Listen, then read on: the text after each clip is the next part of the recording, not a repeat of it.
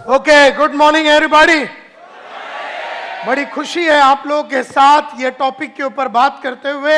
आग ही आग, हर इंसान किसी जमाने में जीरो ही रहता है। Do you all agree? हर इंसान किसी जमाने में जीरो रहता है और फिर वो तैयारी करता है जीत की और वो फिर हीरो बनने का कार्यक्रम चालू हो जाता है।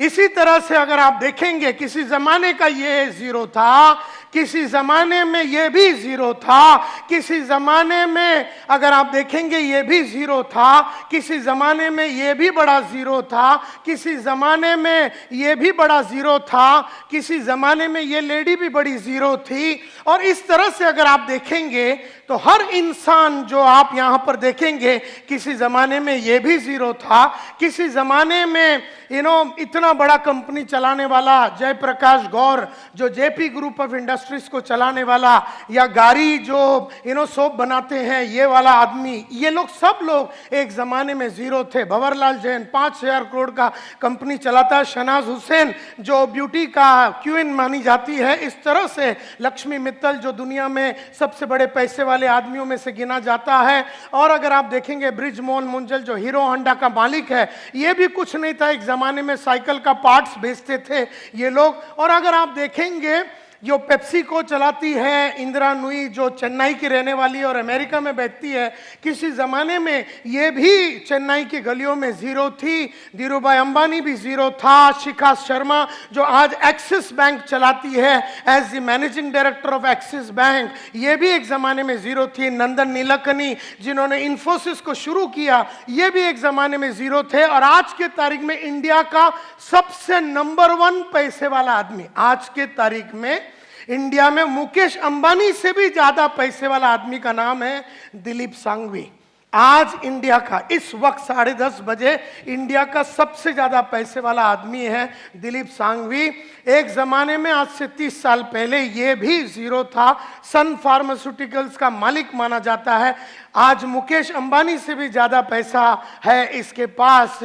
मरीको इंडस्ट्रीज जो पैराशूट बनाती है, पैराशूट वगैरह बनाती है, वो कंपनी का जो मालिक है वो भी एक ज़माने में। सुनील मित्तल जो आज एयरटेल चलाता है और एक ज़माने में गली गली में जाके टेलीफोन का इंस्ट्रूमेंट्स को बेचता था और एक एक गली में जाके जनरेटर को बेचता था। अपने स्कूटर में जाके वो गली गली में स्कूटर में जाके जनरेटर को बेचता था नॉर्दर्न इंडिया में।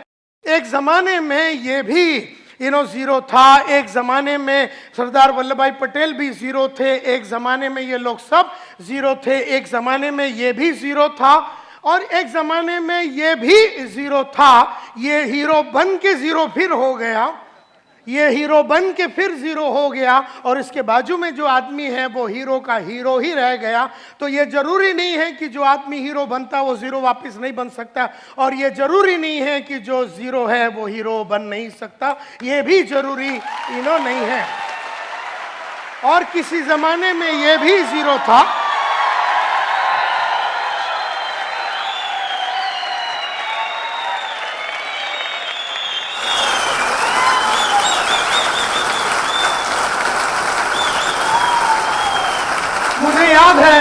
मुझे याद है मैं साहब को मिला था, मोहम्मद माजिद साहब को मिला था 2007 में केरला में। मुझे याद है मैं इनको मिला था, मेरे बाजू में बैठे थे, मैंने टॉक दिया था how to take business to the next level. 2007 की बात है, कोचिन में ताज रेसिडेंसी की बात है। उस जमाने में मैंने एक बहुत बड़ा शो किया था और उसके बाद इनको भी बुलाया गया था, तभी मैं इनसे मुलाकात की थी। 2007 की बात है, जनवरी 12 की बात है। तो ये इंसान को मैं तब से जानता हूं, तो आपको इस कंपनी में विश्वास न करने का कारण ही नहीं है। क्योंकि अगर मैं बोलता हूं कि ये विश्वास करने लायक आदमी है और ये कंपनी विश्वास करने लायक है, तो ये विश्वास करने लायक है। और संतोष नायर कभी भी सोच विचार किए बिना बात करता नहीं है, ये आप लोग सब लोग जानते हैं। तो ये विश्वास के ही हकदार है। और केरला में जब इनको अवार्ड दिया गया था for the best performer and the best entrepreneur, इस तरह से केरला में इनका बड़ा नाम है और आज तुम्हारे साथ वो काम कर रहा है। तो मुझे बड़ी खुशी है कि इस तरह का कंपनी में तुम लोग काम कर रहे हो। और किसी जमाने में ये भी जीरो था, और किसी जमाने में ये भी जीरो था, और किसी जमाने में ये भी जीरो था, और किसी जमाने में ये भी जीरो था, और किसी जमाने में ये भी जीरो था, और किसी जमाने में ये और ये और ये सब लोग जीरो थे, और किसी जमाने में हम भी जीरो थे, और किसी जमाने में ये और ये और ये और ये लोग सब जीरो थे। लेकिन इन सब लोगों ने जीरो से हीरो बनने का कसम खाया, और उन्होंने की जीत की तैयारी, इन्होंने की जीत की तैयारी। और ये लोग सब लोग रफ डायमंड थे, कोयले के अंदर बैठा हुआ रफ डायमंड की कोई खास कीमत नहीं होती है। फिर वो रफ डायमंड को कोयले के खजान से निकाला जाता है, फिर वो डायमंड के ऊपर 4 चीजें की जाती है। डायमंड के ऊपर 4 चीजें की जाती है। सबसे पहला उसका कलर, डायमंड की 4 क्वालिटी होती है। की सबसे क्वालिटी कलर, जो उसका नेचुरल कलर है उस पे आप कुछ नहीं कर सकते। मतलब अंदर का जो आदमी का नेचुरल जो कैरेक्टरिस्टिक्स है, जो फितरत है ना, उसको बदला नहीं जा सकता, क्योंकि अगर वो बेईमान है तो वो बेईमान है। कहने का मतलब ये है कि जो फितरत है वो बदला नहीं जा सकता, अनलेस वो बहुत काफी परिवर्तन अगर वो लाता है तो। में कलर आता है, क्लैरिटी आता है, कैरेट आता है, लेकिन नेचुरल क्वालिटी में एक चीज बिल्कुल नहीं आता है, और वो है कट। तो इंसान नहीं कर सकता, जैसे डायमंड को उठा के उसको छीनी हथौड़ी मार के उसको रफ डायमंड से क्रूअल डायमंड से उसको पॉलिश कर, उसको फटका मार करके उसके अंदर वो क्लैरिटी को लाया जाता है। जीत की तैयारी करनी है, अगर आपको जीरो से हीरो बनना, आपको अपने आप को अलग अलग तरीके से, जब आदमी को कट किया जाता है तो वो बहुत तकलीफ से और बहुत अड़चनों से गुजरता है। तो इंसान अड़चन गुजरता है वो अपने आप को कट करता है, जो पढ़ता लिखता है वो अपने आप को कट करता है, जो ऑडियो वीडियो सुनता है, में आता है, जिसका गोल बड़ा क्लियर है, सब लोग वो इंसान होते हैं वो जबरदस्त तरीके से अपने आप को कट करते हैं। और जब वो कट करते हैं वो आग से गुजरते हैं। अगर सोने को अगर आग में डालेंगे तो इस तरह से मैं हमेशा कहता हूं कि जो इंसान अपने आप को लगातार कट करता, वो आग से गुजरना, आग ही आग अगर मैं बोलूं, अपने आप को लगातार आग में रखना। का उम्र हो गया, लेकिन 30 साल पहले जो मैंने अपने आप को तपाने की कोशिश की, जिस तरीके से मैंने अपनी पर्सनैलिटी में आग लगा के, जिस तरह से मैंने अपने कपड़ों पे आग लगा के, जिस तरीके से आग लगा के अलग अलग जो पुराना था उसको जला दिया, पुराना तरीके को जला दिया, पुराना कोट को जला दिया, पुराना सोच को जला दिया, काम करने के तरीके जला दिया, इस तरह से जला रह के मैंने अपने आप तैयार किया। और इसीलिए हर इंसान, और जो इंसान खेलता है, जो इंसान इस तरह से अपने आप को तैयार, वही इंसान सक्सेसफुल होता है। और मैं अगर अपनी कहानी शुरू करूं और ये बताऊं तो आज से कई साल पहले की बात है। 1983 में मैंने अपना करियर चालू किया as a door to door salesman.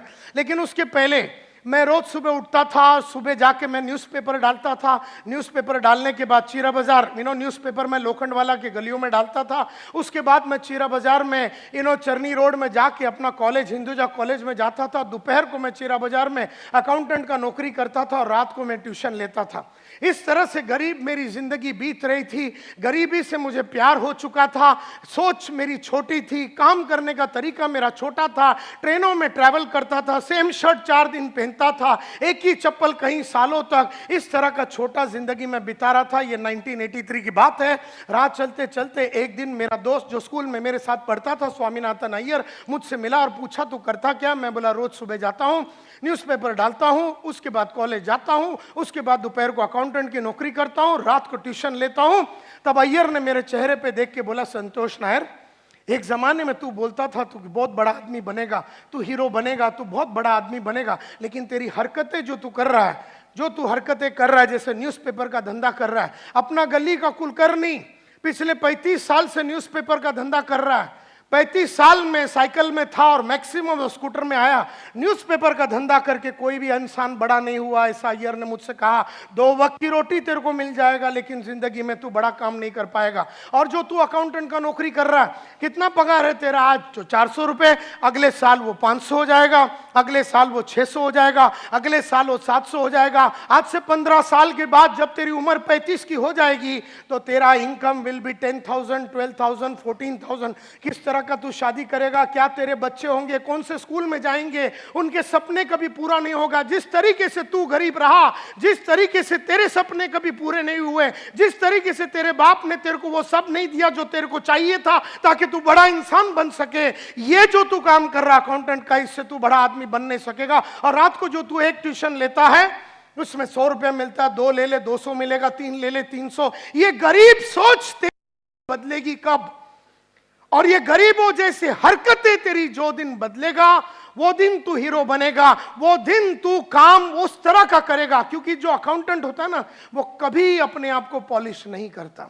जो स्कूल का टीचर होता है ना, वो कभी अपने आप को पॉलिश नहीं करता। जो एक बैंक में काम करने वाला साधारण कैशियर, वो सुबह जाता है 9:30 बजे, शाम को वापस आता है, वो ना कभी अपने कपड़ों में, चाल में, ढाल में, विचार में, सोच में, तरीके में, विश्वास में, कॉन्फिडेंस में, कौशल्य में, नॉलेज में किसी तरह का वृद्धि नहीं करता। और इसीलिए वो साधारण था, वो साधारण है और वो मरेगा साधारण ही। इसलिए माय डियर फ्रेंड्स, इसलिए जरूरी है कि आदमी अपने आप को तैयार करे। जीतना हर आदमी का गेम है, लेकिन हर आदमी अपने आप को तैयार नहीं करता। जब स्वामीनाथन अय्यर ने मुझसे पूछा और कहा कि तू लाइफ में बड़ा आदमी नहीं बनेगा, तब मैंने अय्यर से पूछा, यार तू डरा मत, मेरे को बता करना क्या है। तब उसने कहा, जिंदगी बनानी है, नाम कमानी है, इज्जत कमानी है, शोहरत कमानी है, और अपनी चाहतों के हिसाब से अगर जिंदगी जीनी है, अपनी चाहतों के हिसाब से जिंदगी जीनी है, जरूरतों के हिसाब से नहीं। अपनी चाहतों के हिसाब से अगर तेरे को जिंदगी जीनी है, चाहतों के हिसाब से मतलब आज अपने को चाहा था स्कोडा लेने का, अपने स्कोडा लिया। आज अपनी चाहत मर्सिडीज का, अपने मर्सिडीज लिया। लेकिन जरूरत के हिसाब से देखा जाए तो वेस्टर्न रेलवे जिंदाबाद। जरूरतों के हिसाब से देखा जाए तो 1 बेडरूम हॉल किचन में कार हो सकता है। जरूरतों के हिसाब से देखा जाए तो अपनी चाल में सकती है। जरूरतों के हिसाब से देखा जाए तो अपन अपने स्कूल में अपने बच्चे लोगों को म्युनिसिपैलिटी स्कूल में डाल दिया तो उसकी जो जरूरत थी नॉर्मल एजुकेशन का, वो पूरा हो गया। लेकिन अगर आपकी बेटी की चाहत अमेरिका में जाके एक डिजाइनर बनने का और उसके लिए 1 करोड़ 9 लाख रुपया लगने वाला है, तो वो बात चाहत की है, वो जरूरत की नहीं है। और उसने जब मुझसे कहा, स्वामीनाथन अय्यर ने, कि तुझे चाहतों के हिसाब से अगर अपनी जिंदगी जीनी है, जरूरतों के हिसाब से तड़प तड़प के अगर नहीं जीनी है, तो एक ही प्रोफेशन है, एक ही धंधा है, एक ही काम है, एक ही औहदा है, एक ही चीज है जो तू कर सकता है, एक ही प्रोफेशन है, एक ही काम है जिसमें अगर तू घुस गया तो तू मालामाल बनेगा। तो मैंने पूछा उससे क्या? तो उसने कहा सेल्स। ऐसे कहा सेल्स। मैंने कहा कि मैंने तो सेल्स कभी किया नहीं है।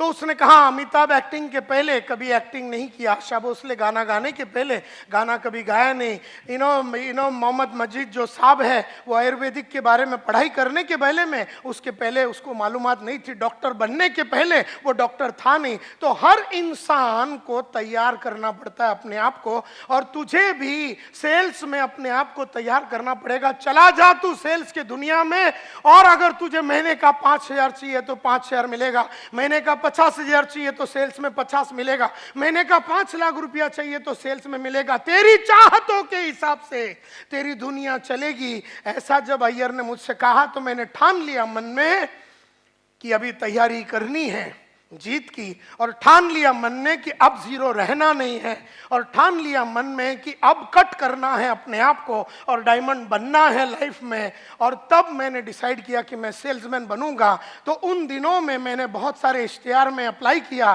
किसी ने अपने को बुलाया नहीं। इश्तिहार पे अपन अप्लाई कर रहे थे। फिर एक दिन मैंने एक बड़ा सा एडवर्टाइजमेंट देखा, उसमें लिखा था बड़ा आदमी बनना चाहते हो, 6 महीने में बाइक लेना चाहते हो और अपने सपनों को पूरा करने चाहते हो तो आ जाओ walk in interview eureka Forbes. सुना है यूरेका फोर्ब्स? उस कंपनी का एडवर्टाइजिंग था। और हमारे पास वर्ली में, हम अंधेरी में रहते थे, वर्ली में जाने के लिए पैसा नहीं है। अपना दोस्त केवल राज सालियन के पास गया, 5 रुपया उससे उधार लिया और मैं चला गया वर्ली में। लंबा स्टोरी शॉर्ट करना चाहता हूं। पहला इंटरव्यू मेरा राजेश मल्होत्रा बोल के आदमी ने लिया। मल्होत्रा साहब 3 चीज करते थे। अगर आदमी अच्छा लगा तो सिलेक्ट, आदमी ठीक ठाक लगा तो रिजर्व कैंडिडेट, रिजर्व याला नंतर घेऊया, और अगर आदमी अच्छा लगा तो सिलेक्ट। मल्होत्रा साहब ने मेरे को पहले कैटेगरी में डाल दिया, जिसमें उन्होंने मेरे को रिजेक्ट कर दिया, क्योंकि ना मैं सेल्समैन जैसा दिखता था, ना मैं बोलता था, ना मेरी सोच वैसा उनको नजर आया। उन्होंने अंग्रेजी में बहुत सारे क्वेश्चन पूछे, मैं जवाब नहीं दे सका, क्योंकि हम बर्फी वाला स्कूल में पढ़ते थे। डॉन बॉस्को एजुकेटेड मल्होत्रा साहब ने जब अपने को अंग्रेजी में बहुत सारा पूछा तो हम जवाब नहीं दे सके। मल्होत्रा साहब ना सिलेक्ट किया ना रिजर्व में डाला, उन्होंने रिजेक्ट कर दिया। और कहा मुंह पे देख के ये कि हम 15 दिन में बताएंगे। तभी मुझे नहीं मालूम था कि 15 दिन में बताने का मतलब है कि अपने को ऑलरेडी उसने रिजेक्ट कर दिया। ये तो बाद में मालूम पड़ा कि लोग अपने को घुमाने के लिए बोलते हैं ना, सोच के बताएंगे, बाद में बताते हैं। इसका मतलब है अपने को लात मार के उन्होंने भगा दिया। ये बात वो जमाने में नहीं समझ में आया, ये तो बाद में अभी समझ में आता है कि टोपी लगाने के लिए लोग इस तरह से बोलते हैं, मी नंतर कळू तुला, मी बोलतो तुझ्याशी, नंतर ये तू, इस तरह से वो बात करते हैं। तो रिजेक्ट कर दिया। अब मैं तो ये इंतजार में था कि 15 दिन में वो बताएंगे, लेकिन महीना भर में कुछ भी न्यूज नहीं आया।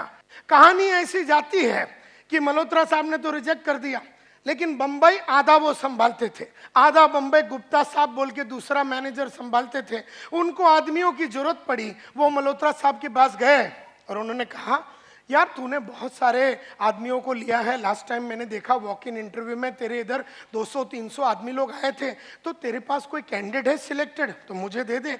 मुझे एक लोकेशन और एक ग्रुप चालू करना, एक टीम चालू करना। तो मल्होत्रा साहब ने कहा कि ये टाइम तो बहुत अच्छे आदमी नहीं मिले, इसके लिए मैंने सबको, थोड़ा ही मिला मेरे को सिलेक्टेड, तो मेरे पास नहीं है सिलेक्टेड कैंडिडेट। अच्छा, बोले तेरे पास कोई रिजर्व कैंडिडेट है तो वो दे दे, मैं उससे ही टीम चालू करता हूँ, गुप्ता साहब ने कहा। तो उन्होंने कहा नहीं यार, मेरे पास रिजर्व कैंडिडेट भी नहीं है, मैंने सबको सिलेक्ट करके ले लिया। अच्छा, बोले तेरे पास रिजेक्ट माल तो होगा तो वो ही दे दे मेरे को। तो मल्होत्रा साहब को गुप्ता साहब को मल्होत्रा साहब ने वो जो 150-200 आदमी जिसको उन्होंने रिजेक्ट किया था, वो रिजेक्टेड आइटम का सब फॉर्म दे दिया, उसमें अपना भी नंबर था। उस रिजेक्टेड फॉर्म के अंदर तो वो सब जीरो के फॉर्म से, वो सब जीरो वाले थे, वो जीरो के फॉर्म से गुप्ता साहब ने मालूम नहीं कौन सा टेक्निक यूज करके उसमें से छाटम छाट करके अपने को एक टेलीग्राम भेजा। ये 1985 की बात है, उस जमाने में एसएमएस वगैरह नहीं होता था, टेलीग्राम होता था। और जब एक दिन दोपहर को, गांधी जयंती के दिन दोपहर को 2 बजे टेलीग्राम आया, मेरे हाथ में आया। नसीब मेरा था कि मेरे हाथ में आया और मैंने वो खोल के देखा, report for final interview, report for final interview, ऐसा करके उसमें लिखा था 3 तारीख अक्टूबर को आ जाओ, सुबह 9:30 बजे फाइनल इंटरव्यू है। मैंने किसी को बताया नहीं, भाग भाग के गया अगले दिन वहां पर और उनके पास जाके इंटरव्यू दिया। उन्होंने कहा क्या करना चाहोगे? ऐसे सर आप बताइए, आप जैसा बोलेंगे वैसा करेंगे। आप बोलेंगे चर्च गेट में रोज सुबह चड्डी सर पे पहन के खड़े रहने से पैसा मिलता है, तो मैं एक रात पहले से ही खड़ा हो जाऊंगा। आप मेरे को बताओ करने का क्या है।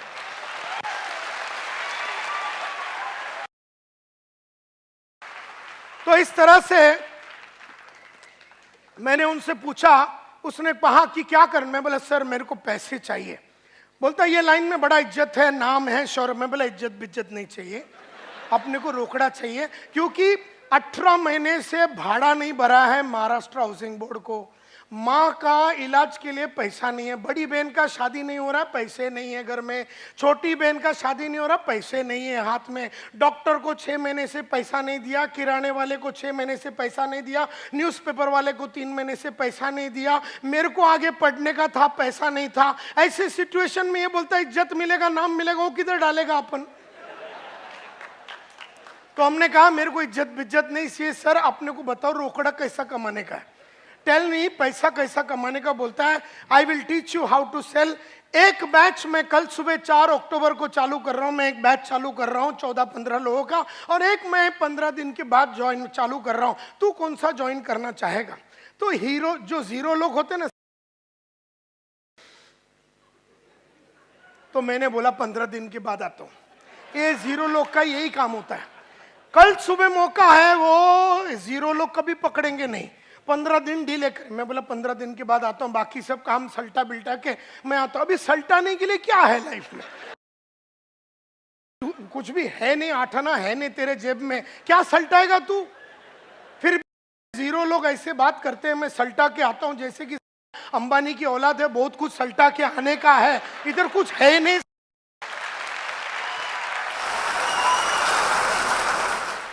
तो गुप्ता साहब ने कहा कि अगर तू कल सुबह ज्वाइन करता है तो तेरे को लाइफ में 15 दिन का एडवांटेज रहेगा, जिंदगी में तू हमेशा 15 दिन आगे रहेगा। 15 दिन में तेरे को मार्केट के बारे में खबर मिल जाएगा, 15 दिन में प्रोडक्ट के बारे में समझ आ जाएगा, 15 दिन में सेल्स के बारे में समझ आएगा, 15 दिन में तेरा नॉलेज बहुत बढ़ जाएगा। ये बात 0 को समझ में आया। इसका मतलब है कि अंदर हीरो बनने की चाहत थी अपने में, तभी वो समझ में आया। क्योंकि कई लोग जो 0 है ना, उनको कुछ भी अच्छा बोले दिमाग में बात जाता ही नहीं है। मतलब क्या है, पैदाइशी 0 है, स्ट्रक्चरल डिफेक्ट है, और वो 0 ही रहेगा। देयरफॉर 0 वही आदमी रहता है जो वातावरण से आया हुआ इंफॉर्मेशन, वातावरण से गुप्ता साहब ने जब इंफॉर्मेशन दे रहा है कि भैया हीरो बनने के लिए ये कलाकारी मैं सिखाऊंगा, कल सुबह आता है क्या, तो पकड़ लिया मैंने वो अपॉर्चुनिटी और कहा कि यस सर कल से आता हूं। तो वहां से अपना जो हीरो बनने का कार्यक्रम शुरू हुआ। आज उस बात को 30 साल हो गए, मैंने मुड़ के पीछे कभी देखा नहीं है। यू नो, उस जमाने में यूरेका फोर्ब्स में आदमी 4 वैक्यूम क्लीनर बेचता था महीने का एवरेज। 3,500 सेल्समैन होते थे हमारे कंपनी में, और 3,500 सेल्समैन का एवरेज निकालेगा तो वैक्यूम क्लीनर जो साफ सफाई करने का जो मशीन है उसमें एवरेज 4 का बिकता था। हर आदमी 4 बेचता था, 2, 3, और अगर आपने 6, 7 बेच दिया तो आपका ब्रांच मैनेजर आपको बढ़िया होटल, उड़पी होटल है गुरुदेव बोल के सामने, उसमें वो लेके जाता था। और अगर आपने 10, 12 बेच दिया तो आपका रीजनल मैनेजर आपको उससे भी बढ़िया होटल में, एयर कंडीशन होटल में लेके जाके खाना भी ना खिलाएगा। और अगर आपने 12 या 14 बेचा तो आपका कंपनी का मैनेजिंग डायरेक्टर, हमारा कंपनी का मैनेजिंग डायरेक्टर अखिल मार्फतिया, अपना स्टैंडर्ड 2000 रोवर कार, जो उस जमाने में सबसे महंगा गाड़ी होता था, उसमें आता था और ज्वेल ऑफ इंडिया बोल के एक रेस्टोरेंट है वर्ली में, वहां लेके जाता था। तुमको बियर चाहिए, चिकन चाहिए, जो भी चाहिए खिलाएगा, और बदन का कोई भी पार्ट पे चुम्मा लगाने को रेडी था। अगर तुमने 14 बेचा और मार्फतिया साहब को बोला इधर चुम्मा लगाओ, तो वो तेरे कुंडी में चुम्मा लगाएगा, क्योंकि उसको सेल्समैनों से बहुत प्यार था। उसको लगता था कि जो 14-15 बेचता है वो बापू है, बापू। और वो जमाने में अपना 5 दिन का ट्रेनिंग हुआ, 4 अक्टूबर को ज्वाइन किया, 11 अक्टूबर को ग्रैंड रोड बाजार में अपन उतरा। You know, my territory was red light area. मेरे को मेरे बॉस ने बोला उधर जा। मैं बोला सर उधर कैसा माल बेचेंगे वैक्यूम क्लीनर? बोलता उधर बहुत पोटेंशियल है। तो मेरे को लगा कि गुप्ता साहब जाते होंगे तो उनके बारे में ज्यादा मालूम है, तो मैंने मन में ठान लिया कि मैं उधर ही बेचेगा। जेंटलमैन, मुझे खुशी है कि 20 दिन में मार्केट में था वो एरिया के अंदर 26 वैक्यूम क्लीनर बेचा मैंने पहले महीने में।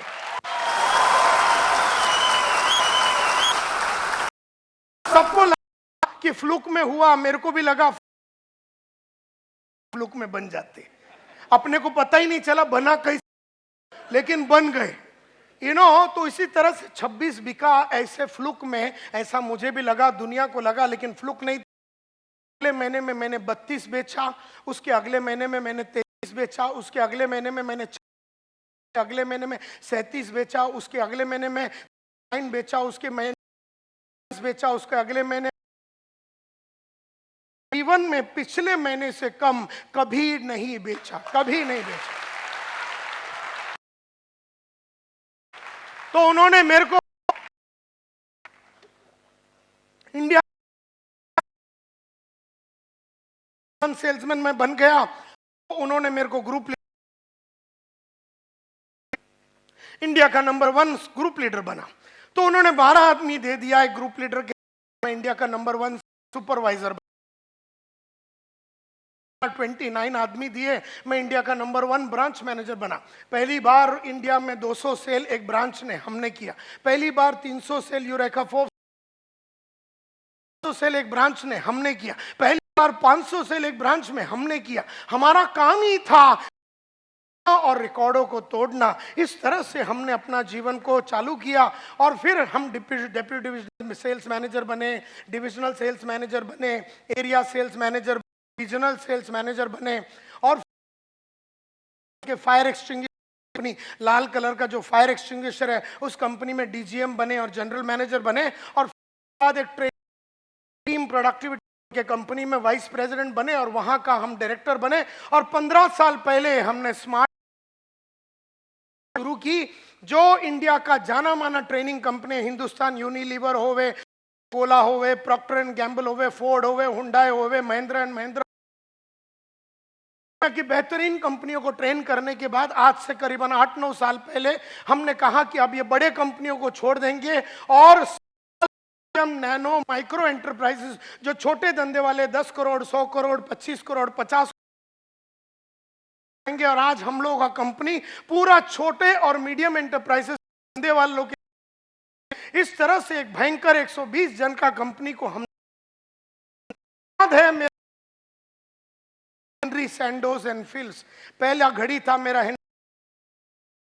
हैंड है मेरे ख्याल से, जो मेरे बाप ने मेरे को गिफ्ट दिया, हैंड भी नहीं था वो, 25वां हैंड 25 रुपया का लिया था मेरे फादर ने, वो मेरा पहला घड़ी था। मैंने टारगेट रखा कि मैं 500 रुपया का सिटीजन कॉर्ड्स खरीदूंगा मेरे पहले पगार से, और मैंने वो खरीदा। उसके बाद मैंने लक्ष्य रखा, पर्पस रखा, गोल रखा कि अब मैं 1200 का घड़ी खरीदूंगा, टाइटन क्लासिक खरीदा। फिर मैंने लक्ष्य रखा कि मैं 5000 का घड़ी खरीदूंगा, फिर मैं 50,000 का घड़ी खरीदूंगा। फिर लक्ष्य रखा 1 लाख, 2 लाख, 3 लाख, 4 लाख, 5 लाख, 5,60,000 रुपये का मैंने घड़ी का टारगेट रखा, और मैंने रोलेक्स का घड़ी 5,60,000 का खरीदा। मुझे याद है मेरा जो पहला पेन होता था वो 2 रुपए का शार्प का पेन होता था, जो वेस्टर्न रेलवे में अपन ट्रेन में जब जाते हैं तो वो बेचने के लिए आदमी आता है। तब मैंने टारगेट रखा कि मैं विल्सन का पेन रखूंगा, 40 रुपया का, 40 रुपये का विल्सन का पेन रखता था। उसके बाद मैंने बोला कि अब मैं पेन रखूंगा 100 रुपये का, और फिर वो 100 रुपये का मैं फ्लेयर का पेन रखता था।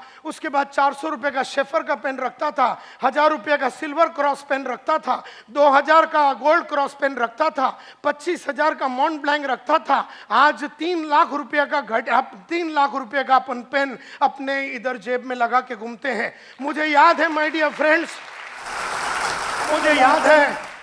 मुझे याद है माय डियर फ्रेंड्स कि मेरा पहला महीने का सैलरी था 500 रुपया। फिर मैंने कहा, लक्ष्य रखा कि अब मैं 5,000 रुपया कमाऊंगा महीने का। भागा भागा भागा, अपने आप में परिवर्तन लाया, कपड़ों में परिवर्तन लाया, बोली में परिवर्तन लाया, चाल में परिवर्तन लाया, सोच में परिवर्तन लाया, सोच में कंप्लीट परिवर्तन लाया। और फिर हमने कहा 50,000 रुपये महीने का कमाएंगे, फिर हमने कहा 2 लाख महीने का कमाएंगे, फिर हमने कहा 5 लाख रुपये महीने का कमाएंगे। जब हम 5 लाख रुपये महीने का कमाते थे, हमने लक्ष्य रखा, पर्पस रखा, गोल रखा कि अब ये महीने का कार्यक्रम नहीं चलाएंगे, अब हमको दिन का चाहिए।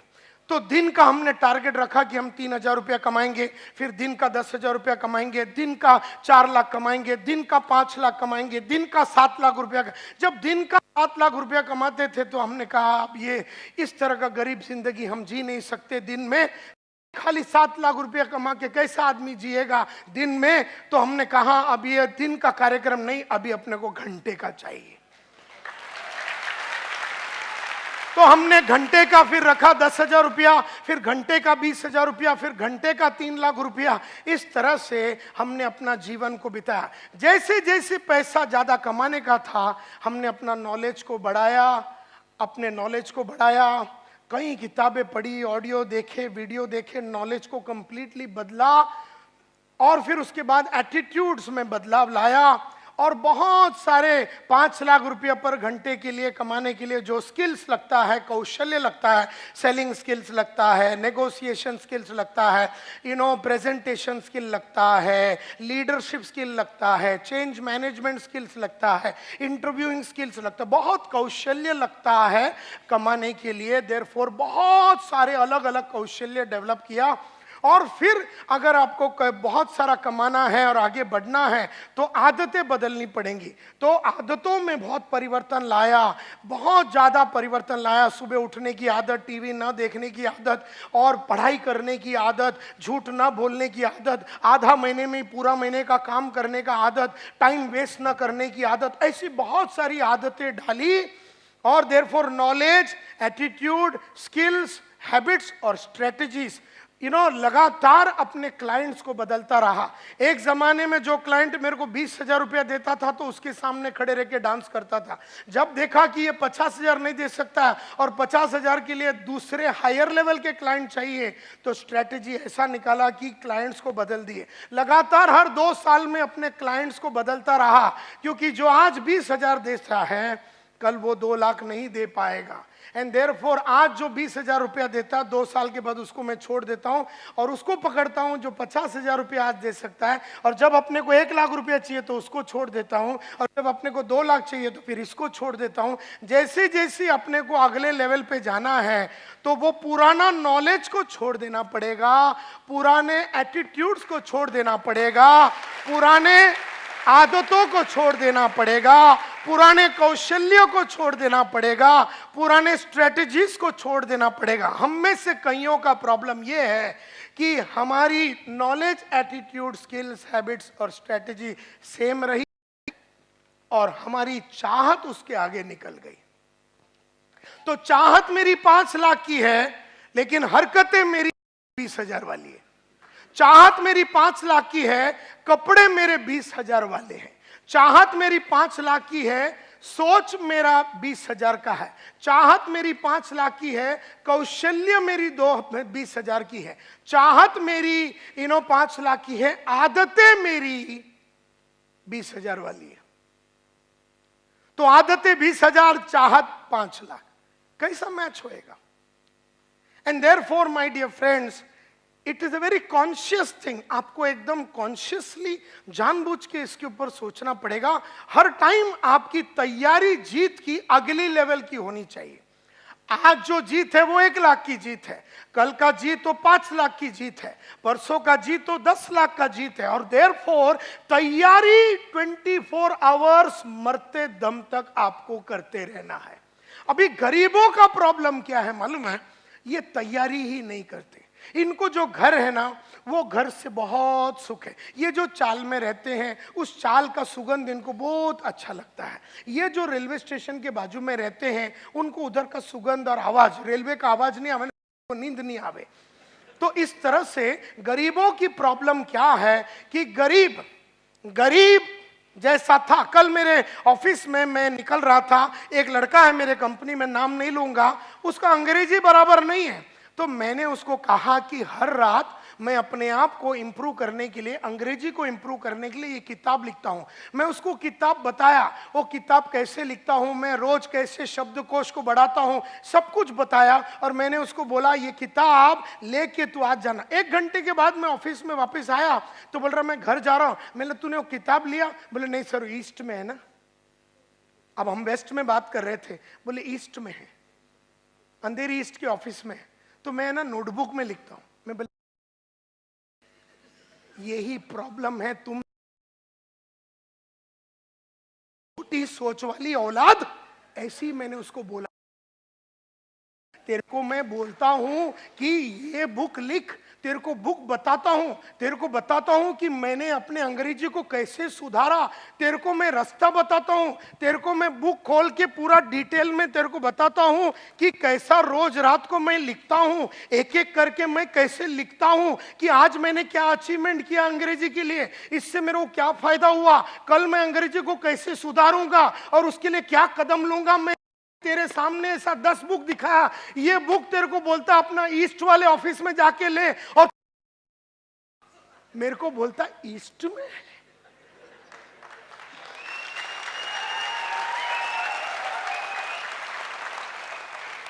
यही बात करने के लिए मैं 3 लाख रुपया लेता हूं तेरे को फ्री में, तू हमारे कंपनी में काम करता है, तो बोलता मैं नोटबुक में लिखूंगा। अबे मैं बोला नोटबुक में लिखना, और ये नोटबुक जिसमें नायर साहब की चित्र है, तू जब ये खोलेगा ना, इसका नाम है 21 day habit and confidence multiplier, यानी इंग्लिश की हैबिट, या फिर अभी इसको अगर हेल्थ के लिए यूज करना, अगर आपका वजन बहुत ज्यादा है, आपको वजन कम करना, 21 दिन में आपको 10 किलो कम करना, 21 दिन में 21 दिन में डायमंड बनना है ना, रोज रात को ये लिखने का, 21 दिन में आप बन सकते हैं। कुछ भी आपको अंग्रेजी सीखना है 21 दिन में आप सीख सकते हैं, आपको अरबिक सीखना है 21 दिन में। जब मैंने उसको बताया ये सब बातें, तो बोलता मैं नोटबुक में लिखूंगा। यही सोच है एक छोटे आदमी का, कि जब बड़े विचार उसके सामने पेश किया जाता है, बड़े तरीके से काम करने का रास्ता उसको दिखाया जाता है, तब आदमी छोटेपन पे ही बैठा रहना चाहता है। यही प्रॉब्लम है इस दुनिया का, क्योंकि वो उसको मैं बोलता हूं तैयारी कैसा करने का, उसको समझ में नहीं आ रहा। वो ये बुक छोड़ के अंधेरी ईस्ट तक जाने के लिए आधा घंटा पौना घंटा लगेगा, और रिटर्न आना, यानी बदन को जो तकलीफ लगेगा, फिजिकल पेन जो लगेगा, जो तकलीफ लगेगा, खर्चा लगेगा, और वहां जाके उसको लाना, उसने उस चीज को पोस्टपोन ही कर दिया। And that is why a large number of people अपने आप को बना नहीं सकते हैं, क्योंकि वो तैयारी जीत की नहीं कर रहे, वो हमेशा तैयारी हार का कर रहा है। वो आदमी जिसकी हरकत कल थी, वो जीत की तैयारी नहीं थी, वो हारने की तैयारी थी। तो जीतने वाले उसको लेसन सिखा रहे, लेकिन हारने वाले को इतनी जमाने से हारने की आदत, क्योंकि उसका उम्र 35 का है और 15 साल से जानता है कि मेरी अंग्रेजी खराब है, और 6 महीने में अंग्रेजी सुधार सकता है अगर वो मन में ठान लेगा। लेकिन गरीबों की प्रॉब्लम यही है कि तैयारी और जीत के लिए आगे बढ़ने की तैयारी करने से कतराता है। ये प्रॉब्लम है उसका। देयरफॉर मैं यहां खड़े रह के मुजरा करूं या कुचिपुड़ी करूं या भरतनाट्यम करूं, गरीबों को ठेंगा कोई फर्क पड़ने वाला नहीं है। अगर कल रात को आप चाल में गाली दे रहे थे अपने आप को कि कैसे मैं 2 बेडरूम हॉल किचन में जाऊं, आप अस्वस्थ थे, आपकी छोटी जिंदगी से आप परेशान थे, आपका लड़का या लड़की छोटे स्कूल में जा रहे और कॉन्वेंट में नहीं जा रहे, इससे आपको गुस्सा आता है, तो ही आप कदम लेंगे। लेकिन आप ये सोचते मैं तो पढ़ा नहीं, मेरा लड़का म्युनिसिपैलिटी में जाता है, बहुत बढ़िया। तो प्रॉब्लम ये है माय डियर फ्रेंड्स कि तैयारी जो जीत की होती है, वो हर आदमी जब जीतने के लिए तैयार होता है वो जीरो रहता है और उसे हीरो बनना पड़ता है। इस तरह से मुझे याद है कि मेरा पहला जो गाड़ी था, पहला जो बाइक था, वो मैं वेस्टर्न रेलवे में जाता था। उसके बाद मैंने पहला सेकेंड हैंड कावासाकी बजाज खरीदा। फिर मैंने कहा कि इसके ऊपर ज़्यादा देर में वक्त नहीं बिताऊंगा, तो मैंने राजदूत 175 टेलीस्कोपिक सस्पेंशन वाला बाइक लिया। उसको मैंने थोड़े दिन चलाया, मैं बोला इसको ज़्यादा दिन नहीं चलाऊंगा। सेकेंड हैंड प्रीमियर पद्मिनी का लक्ष्य रखा। जो दिन मैंने वो खरीदा वही दिन हमने लक्ष्य रखा कि हम मारुति 800 लेंगे। जो दिन हमने मारुति 800 लिया, उसी दिन उसी क्षण जब उसको महालक्ष्मी टेम्पल में लेके जाके पूजा करके वापस आ रहे थे। हमने अगला गाड़ी मारुति एस्ट्रीम 6,35,000 रुपए का टारगेट रखा। जो दिन हम सिद्धि विनायक से उसको पूजा करके ला रहे थे वही दिन 15 लाख हुंडई सोनाटा का टारगेट रखा। जो दिन उसकी पूजा करके वापस ला रहे थे उसी दिन हमने टारगेट रखा कि Mercedes C class E class लेंगे 54 लाख रुपए का। जो दिन 54 लाख का मर्सिडीज लिया उसी दिन हमने लक्ष्य रखा कि एस क्लास मर्सिडीज लेंगे। जो दिन हमने एस क्लास मर्सिडीज लिया 6 करोड़ का रोल्स रॉयस लेने का, वही दिन टारगेट हमने सेट कर दिया। तो पैसा हो, घड़ी हो, गाड़ी हो, लाइफ हो, 2 बेडरूम हो, 3 बेडरूम हो, 4 बेडरूम हो, कंपनी हो, ये सब चीजें जैसा अपने को चाहिए था वैसा अपने को मिला, क्योंकि अपन ने जीत की तैयारी की। हम जीरो थे लेकिन हम हीरो बनना चाहते थे। हम रॉ डायमंड थे, हम कट करने को रेडी थे, हम औरों को कट करने को देने के लिए रेडी थे। हमने अपने बॉस के सामने अपने आप को निछावर किया और बोले सर आप बताओ ये बदन से क्या होना चाहिए, ये मन से क्या होना चाहिए, ये बॉडी से क्या होना चाहिए। उन्होंने कहा कि ये चीजें अगर आप करेंगे तो आप सक्सेसफुल होंगे। ऐसे अनकंडीशनली अपने आप को सरेंडर किया, ऐसे अनकंडीशनली अपने आप को सरेंडर किया अपने बॉस लोग के सामने, अपने अपलाइन के सामने, अपने कलीग्स के सामने। जो बोला गया है, जैसा बोला गया है, हजारों किताबें पढ़ी, किताबों में जो लिखा है, हजारों सीढ़ियां सुनी, जो सीढ़ी में लिखा हुआ है, बोला हुआ है, वैसे का वैसा पॉइंट टू पॉइंट डिक्टो वो मैंने किया। अपना दिमाग कभी मैंने नहीं लगाया। तो आज अगर मैं आप लोगों को कुछ बोलता हूं कि क्या करना है, आप अपना दिमाग मत लगाओ, आप बस वो करो जो मैं आपको बोल रहा हूं। लेकिन मुद्दा यह है माय डियर फ्रेंड्स, और ये इस तरह से जब आप आदमी करेगा तो ये कहा जाता है कि वो आग में आज भी तप रहा है। हर दिन मैं 1 घंटा रीडिंग करता हूं, हर दिन मैं रोज रात को ऐसे 3 किताबें लिखता हूं जो मेरे 1 से सवा घंटा ले लेता है। इस तरह से मैं जो चीजें करता हूं 1 से सवा घंटा रोज मैं जीत की तैयारी करते हूं। और जबकि मेरा कमाई दिन का 5-1 लाख रुपया है, तब मैं सवा घंटा रोज रात को ऐसी किताबें लिखता हूं। तो समझ लो कि तुम्हें कितना तैयारी करना पड़ेगा, कितना एफर्ट डालना पड़ेगा। आज हम ये स्टेज पे आ गए हैं, फिर भी हमने पढ़ाई लिखाई को बंद करने से इनकार किया। हम कभी ये मानते ही नहीं है कि माझ्याकडे काही आहे आणि मला काही कळतं।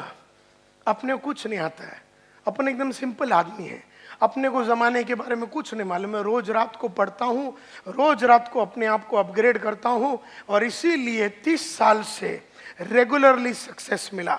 कईयों को 1 साल सक्सेस मिलता है, फिर नीचे चला जाता है, फिर 6 महीना गायब रहता है, फिर थोड़ा सक्सेस मिलता है, फिर वो नीचे चला जाता है, फिर थोड़ा मिलता है, फिर वो गाँव चला जाता है, फिर नीचे चला जाता है। इस तरह से लाइफ बढ़ता नहीं है, इस तरह से लाइफ बनता नहीं है। तो माय डियर फ्रेंड्स, मुझसे लोग देयरफॉर पूछते हैं कि सर ये सभी लोग जो थे जिनके बारे में आपने कहा जो जीरो थे और हीरो बने कैसे, तो मैंने स्टडी किया उनके लाइफ को, मेरे लाइफ को, और दुनिया के बेहतरीन विश्वनाथन आनंद जो चेस प्लेयर है, दुनिया के बेहतरीन बैट्समैन, दुनिया के बेहतरीन एक्टर, इनके लाइफ को, दुनिया के बेहतरीन नेटवर्कर। मैं नेटवर्किंग इंडस्ट्री में 1989 में घुसा था। I was India first representative. 1988 में इंडिया का सबसे पहला रिप्रेजेंटेटिव था। डायरेक्ट सेल्स के लिए मेरे को भेजा गया बर्लिन में, जर्मनी में, वर्ल्ड डायरेक्ट सेल्स कांग्रेस में, जहां पर दुनिया की बेहतरीन वर्ल्ड कॉरपोरेशन का कॉन्फ्रेंस हुआ था। और आज से करीबन 30 साल पहले मैं पहली बार नेटवर्किंग से वाकिफ हुआ। तो मेरा पहचान और मेरी अंडरस्टैंडिंग और मेरी क्लैरिटी 30 साल पुरानी है। और मैंने इन 30 सालों में देखा कि लगातार कुछ लोग आगे बढ़ते हैं और कुछ लोग ऊपर नीचे, और कुछ लोग बढ़ ही नहीं रहे हैं, वो उठ ही नहीं पा रहे हैं। तो ऐसा क्यों हुआ? तो मैं एक वॉयज ऑफ डिस्कवरी में गया। मैंने कईयों की बायोग्राफी पढ़ी, ऑटोबायोग्राफी पढ़ी, मैंने बहुत सारे लोगों का मीटिंग किया, और मैंने बहुत सारे चीजें सोचा, और दुनिया की बेहतरीन MLM और नेटवर्क मार्केटिंग के लोगों से वर्ल्ड वाइड मिला। एमवे का मालिक, एवरीश्लेन का मालिक, एवॉन का मालिक, सब मेरे बाजू में बैठे रहते थे आज से करीबन 25-30 साल पहले। और उन सब लोगों को वर्ल्ड की सबसे बढ़िया कंपनी की, एमएलएम कंपनी की लोगों से मेरा उठना बैठना हुआ था 30 साल पहले। उन सब से सीखा और मैंने पूछा अपने आप से, दुनिया के लिए पूछा कि सक्सेस का फॉर्मूला क्या है। तब मुझे समझ में आया, success everybody wants it, yes और नो। मैंने देखा कि किसी को भी पूछो सक्सेस चाहिए, तो मुझे लगा कि हार्ड वर्क शायद सक्सेस का फॉर्मूला रहेगा। लेकिन मैं आज आपको बताना चाहता हूं, हार्ड वर्क का सक्सेस से कोई लेना देना नहीं है। क्योंकि अगर हार्ड वर्क ही सक्सेस का फॉर्मूला है तो मेरे बाजू में एक आदमी रिक्शा चला रहा, पिछले 30 साल से गरीब था, गरीब है, गरीब रहेगा। तो हार्ड वर्क का सक्सेस से कोई लेना देना नहीं है। हाँ, शायद हार्डवर्क एक चीज हो सकता है सक्सेस के लिए, एक एलिमेंट हो सकता है सक्सेस के लिए, लेकिन सिर्फ हार्डवर्क से आदमी लाइफ नहीं बना सकता। क्योंकि अगर सिर्फ हार्डवर्क करना है तो मजदूर लोग भी रोज हार्डवर्क करते हैं लेकिन उनका लाइफ सक्सेसफुल नहीं होता। देयरफॉर हार्डवर्क शायद सक्सेस का एक फॉर्मूला है, लेकिन सिर्फ हार्डवर्क से सक्सेस नहीं मिलता। फिर हमने देखा कि सीक्रेट ऑफ सक्सेस अगर जानना है तो क्या देखना है, हमें क्या यह देखना है कि आदमी ने क्या किया। तो आदमी ने, सचिन तेंदुलकर ने क्या किया, 50 सेंचुरी मारा टेस्ट में, 50 सेंचुरी मारा वनडे में। आदमी ने क्या किया सब देख रहे हैं। आदमी ने क्या किया, मोहम्मद माजिद साहब 40,000 करोड़ के मालिक है, आज इतना फैक्ट्री है, ये है, सेमी डायरेक्ट इतना वर्ल्ड वाइड कॉरपोरेशन है। आदमी ने क्या किया ये सब जानते हैं, लेकिन मुद्दा ये नहीं कि आदमी ने क्या किया, आदमी को वो किसने और क्या चीज ने करवाया ये जानना जरूरी है। कौन है जो सचिन तेंदुलकर से 50 सेंचुरी करवाया, क्या है जिसकी वजह से सचिन तेंदुलकर 50 सेंचुरी वनडे में मारा, 50 सेंचुरी मतलब टेस्ट मैच में मारा। वो क्या है जो नायर साहब को 7 लाख रुपया दिन का कमाने में मजबूर करती है। कौन कर रहा है उसे, क्या किया ये सब लोग जानते हैं कि वो 7 लाख कमा रहा है, लेकिन दैट इज नॉट इंपॉर्टंट। तो काय केलं दैट इज नॉट इंपॉर्टंट, कोणी त्याच्याशी हे करून घेतलं, क्या की, मतलब what made main do it, क्या चीज है जिन्होंने उनसे ये करवा के लिया, ये जरूरी है। क्योंकि अमिताभ बहुत बड़ा एक्टर है और करोड़ों रुपया कमाता है, व्हाट मेन डू, तो वो तो नजर आ रहा है कि वो क्या किया है, कि वो रोल्स रॉयस गाड़ी चलाता, ये तो दिखता है, लेकिन what made main do it, क्या चीज करने के वजह से वो रोल्स रॉयस तक पहुंचा, क्या चीज करने की वजह से वो 50 सेंचुरी मार सका, क्या चीजें करने से वो 7 लाख रुपया दिन का कमा सकता है, क्या चीज करने से। तो जब मैं इस स्टडी पे पहुंचा तो मैं समझ गया कि मैं ढूंढ रहा था the common denominator of success, कि वर्ल्ड में सक्सेस का कॉमन डिनोमिनेटर या कॉमन फैक्टर क्या है। मैं इस नतीजे पे पहुंचा कि दुनिया में सिर्फ सक्सेस का एक फॉर्मूला है, और ये मैं 500 बार बोल चुका हूं, लेकिन फिर भी जब जब मैं बोलता हूं तो मुझे याद आती है कि मुझे ये करते रहना है, हर दिन, हर शाम, हर घंटे मुझे करते रहना है। जानना और करने में बहुत फर्क है। जानने वाले लोग इंटेलिजेंट होते हैं, करने वाले लोग वाइज होते हैं। इंटेलिजेंट आदमी को सब मालूम है क्या करने का, लेकिन जो प्रज्ञा को प्राप्त हुआ है, जो वाइस आदमी होता है, जिसको शाना बोलते हैं, वो करता है, और इंटेलिजेंट खाली जानता है। तो जानता सब आदमी है कि सुबह जल्दी उठना चाहिए, लेकिन करते सिर्फ वाइस आदमी लोग हैं। जानते सब आदमी है कि पढ़ना चाहिए है, लेकिन करते सिर्फ वो है जो प्रज्ञा को प्राप्त हुए, जो विजडम को प्राप्त हुए, जो जिंदगी में क्लैरिटी के साथ सोच सकते हैं। तो मैं ढूंढते ढूंढते एकमात्र फॉर्मूला पे आया कि सक्सेस का सिर्फ एक फॉर्मूला है। जैसे थोड़े देर पहले जब इधर खड़े रह के कमांडो साहब ने कहा कि रिकॉर्डिंग नहीं करना है, फिर भी मेरी नजरें उधर जा चुकी है जहां पर 3 आदमी ये रूम में रिकॉर्डिंग कर रहा है। अब उसको जानने में प्रॉब्लम नहीं, वो जानता है लेकिन वो करता नहीं है। तो इसमें फर्क है। वो सस्ते में रिकॉर्डिंग करके लेने के चक्कर में है। वो सीडी नहीं खरीदेगा 1200 रुपए में, जो रास्ता सही है उस पे वो नहीं जाएगा, बेईमानी करेगा। तो ये जो रिकॉर्डिंग चालू है, जो भी कर रहा है वो बेईमान।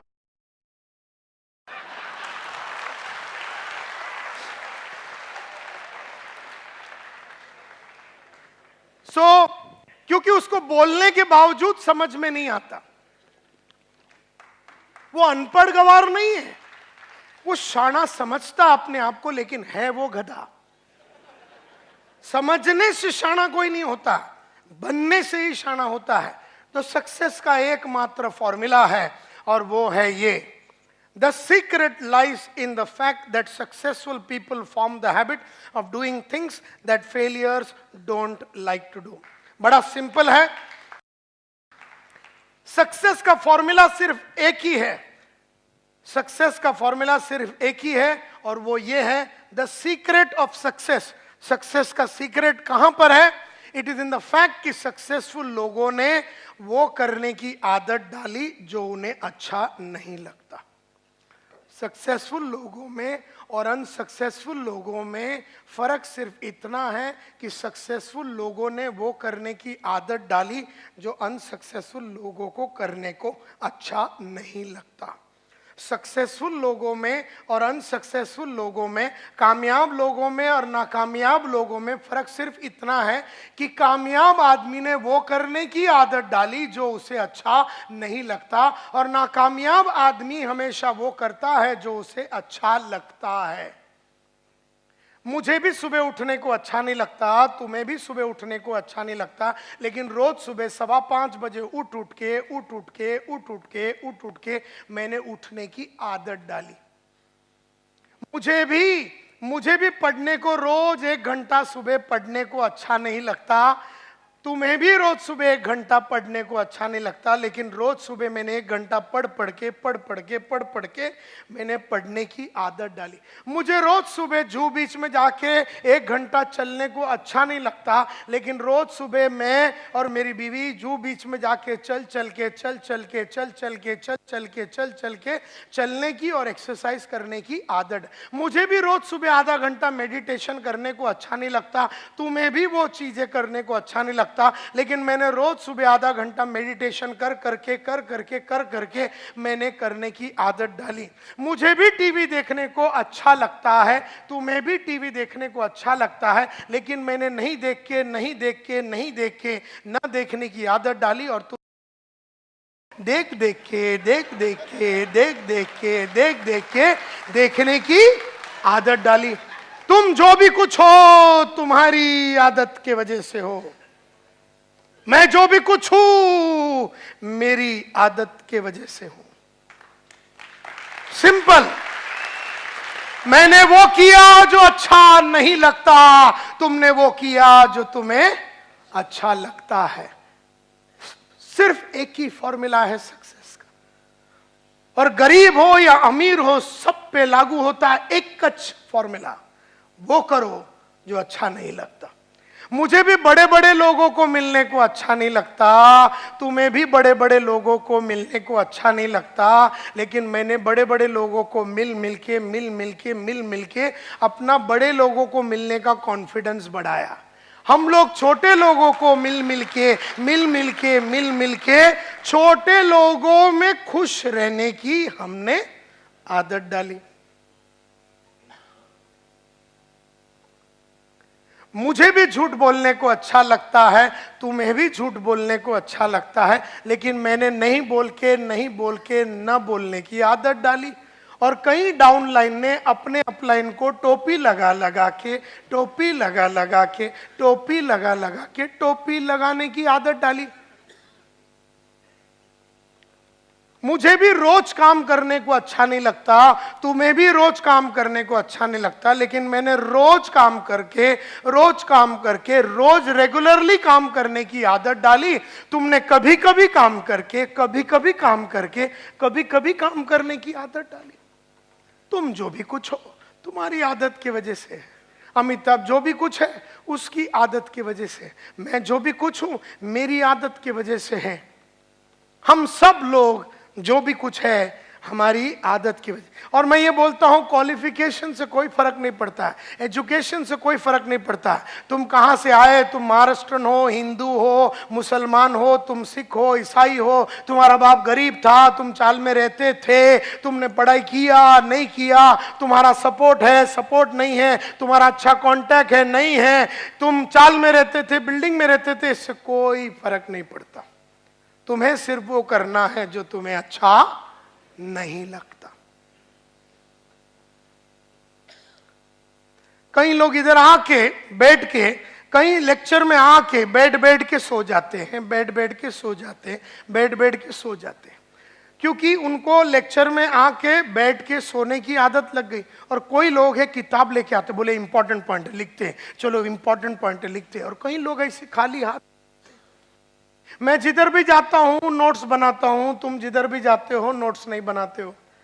फर्क सिर्फ इतना ही है, मैं वो बुक लेके आता हूं और पॉइंट लिखता हूं। मैं प्रोग्राम खत्म होने के बाद रात को घर में जाता हूं और पूरे दिन में जो प्रोग्राम में जो ट्रेनर ने सिखाया, करीबन 1.5 से 3 घंटा बैठ के पूरा दिन में क्या सीखा वो पूरा लिख देता हूं। तो तुम्हारे जगह पे मैं आज अगर होगा तो रात को सोने के पहले 200 पेज की किताब में संतोष नायर ने आज सुबह 10 बजे से लेके 10:30 से लेके 1:30-2 बजे तक क्या बताया वो मैं पूरा लाइन से लिखूंगा। नायर साहब ने सक्सेस का फॉर्मूला बताया, नायर साहब ने बताया, नायर साहब ने ये बताया। ऐसे लिखते लिखते मैं 3-3:30 बजा डालूंगा। और तुम में से कई ऐसे लोग हैं बराबर रात को 10 बजे राणा प्रताप देखेंगे, उसके बाद कुछ तो लोग कहेंगे देखेंगे, उसके बाद 11 बजे आहट देखेंगे,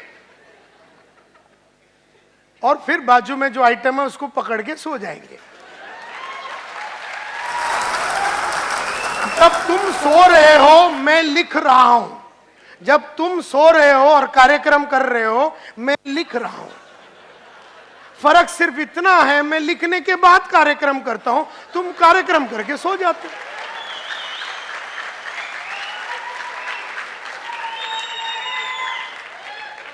तो जब तुम दूसरे दिन सुबह उठे, तुम सेम आइटम है, मैं जब उठा तो मैं बदल गया था। तो मैं कल और आज में सेम आदमी नहीं हूं, तुम कल और आज में सेम आदमी हो। ये तुम्हारी आदत है। इसके लिए जीत की तैयारी मैंने कल रात को की, तुमने दूसरा कुछ तैयारी किया। मैं जीतने की तैयारी की, तुम मजा किया। मजा करने से जीतता नहीं है आदमी।